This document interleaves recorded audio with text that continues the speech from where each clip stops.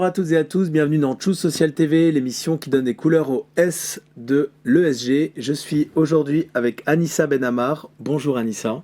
Bonjour, enchantée. Bonjour à tous. Anissa, tu es responsable marketing et tu es aussi Chief Happiness Officer chez Sinox. C'est exact. Peut-être tu peux nous dire un petit mot sur toi, sur ton parcours et puis aussi nous présenter Sinox que peut-être tout le monde ne connaît pas. Eh bien, moi, du coup, je suis responsable marketing. Ça fait maintenant 2 ans que j'ai rejoint l'aventure Sinox. Donc, on a une belle équipe au market. Maintenant, on est plus de 5 personnes. Et chez Sinox, on est maintenant plus de 40. Donc, moi, j'ai un parcours assez classique. Voilà, des études en marketing. Et puis après, quelques expériences, notamment en agence. Et puis, voilà, maintenant, je suis bien ancrée avec l'équipe de Sinox. Et Sinox, alors vous êtes basé à Montpellier. Oui, tout à fait. Qu'est-ce que vous faites? Alors nous, on est éditeur et intégrateur de solutions IoT. Donc IoT, IoT, qu'est-ce que ça veut dire? Internet of Things, donc c'est le secteur de l'Internet des objets. Donc on accompagne les entreprises et les collectivités à mettre en place leurs projets IoT, quel que soit leur vertical métier, que ce soit forcément la Smart City, mais aussi le building, le transport, l'industrie, la logistique, etc. Et donc vous êtes passé très récemment donc de 20 à 40 personnes. Tout à fait. Avec- Ouais.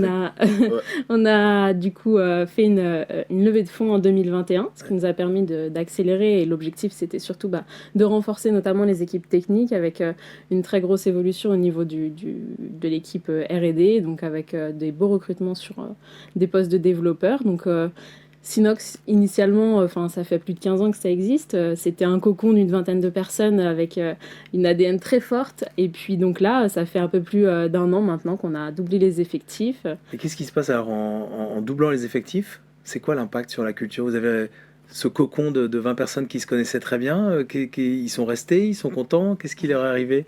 Et bien justement, ce cocon, on essaye de se baser sur eux, sur leur expérience, sur leur connaissance aussi de Sinox pour forcément intégrer au mieux les nouveaux collaborateurs. Puis c'est une volonté qui est très forte de la direction, donc de Emmanuel Mouton et Jérôme Fenwick, nos cofondateurs, qui ont vraiment à cœur de faire en sorte que l'ADN initial de Sinox soit vraiment comprise et intégrée par les nouveaux collaborateurs qui nous ont rejoints Et comment tu récemment. la décrirais, cet ADN? Notre ADN, alors on a 3 valeurs. Donc c'est le fun, l'agilité et l'humanisme. Donc on essaye toujours d'avoir au centre de nos préoccupations l'humain et l'environnement. Donc que ce soit pour les relations avec nos clients, nos fournisseurs et aussi forcément avec les équipes. Et du coup, vous avez dû structurer des process, mettre en place un certain nombre de choses. Mhm. Quoi, par exemple?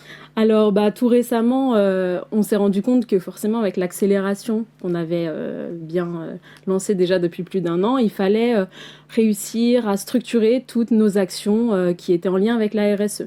Donc, depuis 2023, on essaye de structurer nos actions. On est aussi également en train d'être labellisé numérique responsable pour essayer de s'ancrer encore plus sur nos valeurs d'environnement et nos Ouais, parce que engagements. vous êtes dans un secteur qui est très énergivore. On a l'impression que le digital ne pollue pas du tout. C'est pas forcément le cas. Vous êtes sensible à ça? Tout à fait.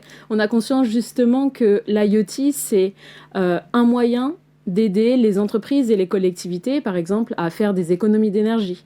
Mais c'est également un moyen qu'on met en œuvre qui est énergivore, puisqu'on a des capteurs à déployer, des réseaux à mettre en place. Et donc forcément, dans les choix qu'on va faire pour accompagner nos clients, on va essayer d'être le plus efficient possible pour choisir les bons capteurs avec les bons fournisseurs pour avoir l'impact le plus neutre possible. Ouais, parce que tu me disais, votre mission, c'est donc de faire de l'Internet of Things, donc IoT, Mhm. pour C'est ceux ça. qui apprennent comme moi ce mot aujourd'hui, donc une solution à impact positif pour l'homme et raisonnée pour la planète. C'est ça. C'est ça? C'est notre mantra qu'on a reformulé un petit peu Ouais.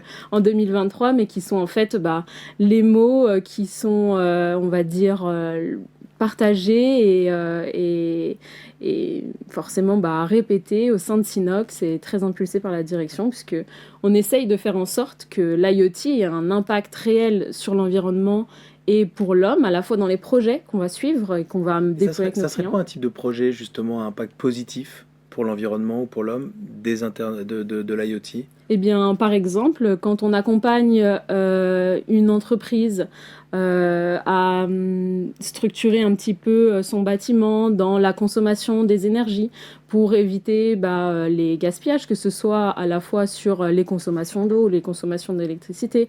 Ça peut être des choses qui paraissent assez simples, mais on peut faire des économies d'énergie qui sont assez conséquentes grâce à des solutions connectées. Mais il y a plein d'autres types de projets. Aujourd'hui, on est engagé dans des projets collaboratifs avec des instituts de recherche sur des problématiques liées à l'environnement marin, par exemple, ou alors à la logistique du dernier kilomètre. En fait, c'est tout ce qui est livraison dans les cœurs de centre-ville pour essayer de limiter les véhicules polluants, etc. Donc, voilà. Alors, et vous êtes 40 salariés, c'est pas une multinationale, mais ça devient quand même un peu sérieux. Vous êtes en train de structurer une politique RSE. J'étais assez étonné déjà qu'à votre taille, vous commenciez déjà à réfléchir à ces sujets-là, à les intégrer vraiment à un niveau stratégique pour Sinox. Pourquoi vous vous lancez dans ces sujets RSE? Finalement, on se rend compte que c'est des sujets qui étaient déjà au cœur de Sinox, au cœur des actions qu'on avait déjà en place. L'aspect environnemental tient à cœur des fondateurs et des équipes déjà depuis plusieurs années maintenant.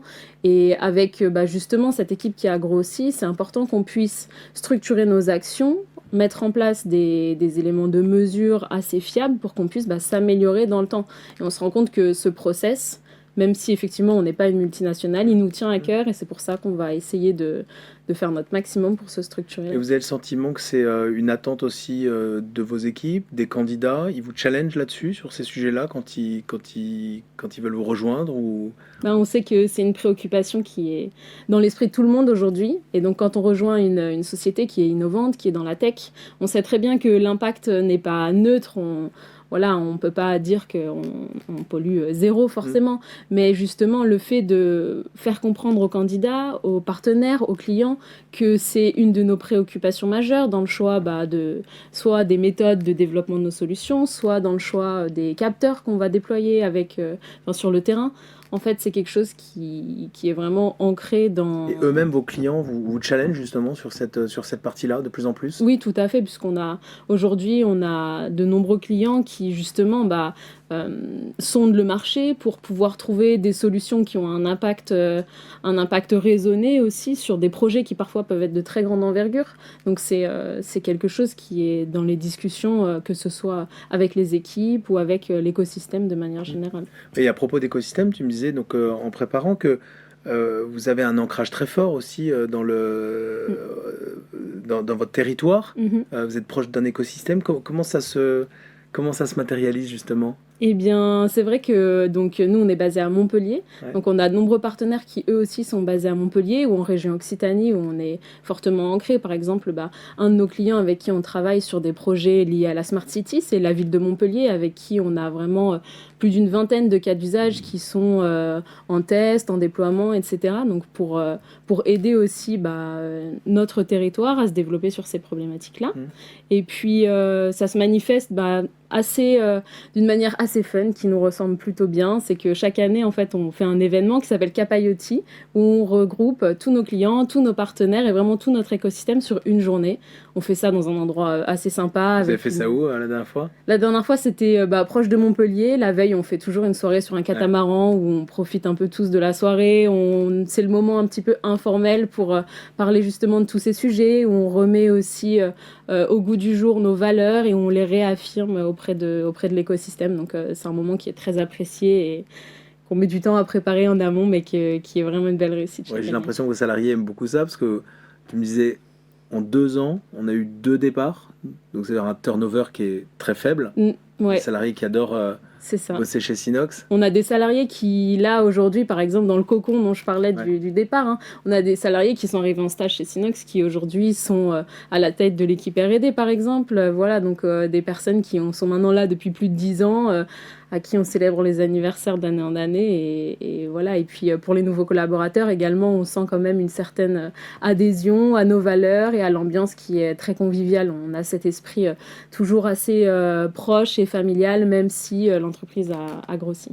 Alors, qu'est-ce qu'on peut vous souhaiter pour les 2-3 ans qui viennent chez Sinox? Et ben pour les 2-3 ans qui viennent, de réussir justement à garder cet ADN fort, à structurer notre politique RSE, à affirmer nos engagements, que ce soit auprès de l'équipe, des clients, des partenaires, et d'essayer oui, de faire de l'IoT une solution à impact environnemental plutôt positif pour l'homme, pour la planète. Merci beaucoup Anissa d'avoir été avec nous aujourd'hui. Avec plaisir, merci. Au revoir à toutes et à tous.